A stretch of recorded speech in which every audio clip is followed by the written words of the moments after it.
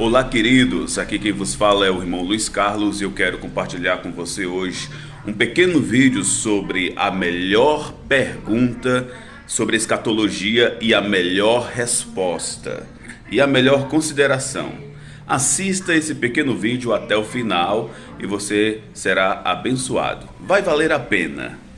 Eu vou perguntar ao reverendo Augusto, porque eu creio que a pergunta que eu tenho para ele é realmente muito mais relevante. A minha pergunta é na relação da escatologia com a igreja local. Então vou colocar aqui algumas questões. A igreja deve definir o pré-milenismo ou amilenismo como sendo uma regra, uma crença que todos os irmãos devem ter. Outra questão também, entre pastores na mesma igreja, será que daria para ter um pré-milenista e um amilenista? E na relação entre igrejas, certo? Será que há espaço ou há problemas entre a relação de uma igreja que é predominantemente ou tradicionalmente pré-milenista e outra amilenista? Eu creio que esse é um ponto que tem causado certo desconforto em muitas igrejas, a colocação dessas doutrinas como sendo centrais no relacionamento entre crentes, entre pastor e igreja e entre igreja e igreja. Excelente pergunta. Eu creio que os nossos irmãos aqui presentes, eles já perceberam que escatologia não é um assunto fácil. E que todo mundo aqui argumentou, e bem, a favor da posição que acredita. Então, dificilmente vai haver um consenso antes da vinda de Cristo a respeito de como essa vinda vai acontecer. Então, eu penso que o que se deveria fazer é que os documentos doutrinários e confessionais, eles deveriam se limitar a afirmar aquilo que as posições tradicionais e clássicas da igreja afirmam: a vinda literal de Cristo, a ressurreição dos mortos, o juízo final, o novo céu e a nova terra onde habita a justiça, e talvez me falte um outro ponto daquilo que todos nós acreditamos. E que a comunhão deveria ser possível entre irmãos que acreditam nestas coisas, embora divirjam com relação à natureza do milênio ou a sequência em que essas coisas acontecem. O que nós não podemos admitir, e nem podemos ter comunhão de primeiro grau ou segundo grau entre organizações, igrejas e irmãos, é com aqueles que se dizem cristãos e negam, por exemplo, que Cristo um dia haverá de voltar, que negam o juízo, são universalistas, não é? Negam o juízo final e a condenação dos ímpios, negam a realidade de Satanás, quando a Escritura é clara a respeito disso aí. Então essas pessoas, elas estariam fora, eu diria até, dos limites do que é o cristianismo.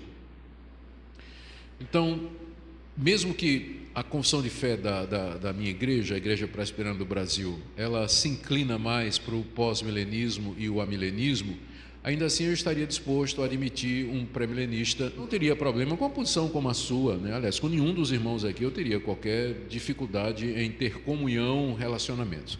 Talvez ficasse mais crítico pastores de uma mesma igreja que têm posições diferentes, porque isso vai trazer uma certa confusão para os membros da igreja na hora que eles vão pregar sobre estas coisas. Então talvez devesse haver um acordo de cavalheiros, não é? Para que ficasse claro a concordância entre esses pastores a respeito dos pontos fundamentais e em que é que eles divergem, e que se pregasse sobre isso apenas eventualmente, e sempre no sentido de encorajar a igreja a pensar nas últimas coisas. Eu não acho que a gente deveria considerar o fato, por exemplo, eu deixar de ter comunhão com o Felipe porque ele é um pós e você porque é um progressista, não é? Não, eu não creio nisso, eu acho que isso está muito errado. Eu acho que nós deveríamos lembrar mais uma vez que essa é uma área em que, como já ficou claro, a Escritura, eu não vou dizer que ela não é clara, mas ela não nos revela o suficiente para um consenso, não é? Lembrando que a revelação de Deus, ela é suficiente para a nossa salvação, mas ela não é exaustiva, não é? Tem coisas que ela não revela. E isso deveria nos levar a ter humildade, respeitar a posição dos outros e caminhar juntos se de fato nós cremos no centro do Evangelho, na palavra de Deus. Então é isso que eu podia dizer. Eu lamento divisões causadas por diferenças escatológicas. É lamentável isso aí. As colocações que foram feitas aqui nos incentivam cada vez mais a estudar mais o assunto. A gente não vai fechar as coisas aqui, pelo contrário, vamos ser despertados a estudar mais. Reconhecemos também que não há uma solução simples para chegar a uma conclusão, se é pós, pré ou amilenista. Não é um caminho simples, claro, cristalino, não é por aí. Passa por divergências exegéticas, uma série de questões hermenêuticas.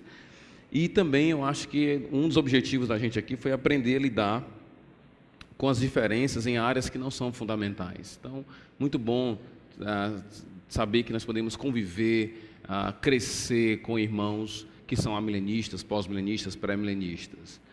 E reconhecer também que em conversas como essa, em embates como esse, ou você muda de perspectiva, ou a sua visão é cada vez mais lapidada, melhorada, você começa a rever algumas coisas e acaba confirmando cada vez mais a sua perspectiva, vendo aquele que o irmão está dizendo. Então, eu acho que a escola, a Igreja de Parquelândia está de parabéns por esse evento, um evento maravilhoso.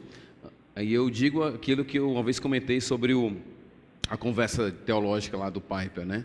Eu acho que antes de ser uma aula de escatologia, isso aqui é uma aula de eclesiologia, né? Como nós, de igrejas, denominações diferentes, podemos conviver em amor e poder falar sobre a volta de Jesus, conversar, discordar uns dos outros. Isso, para mim, é uma prova da ação do Espírito Santo em nós.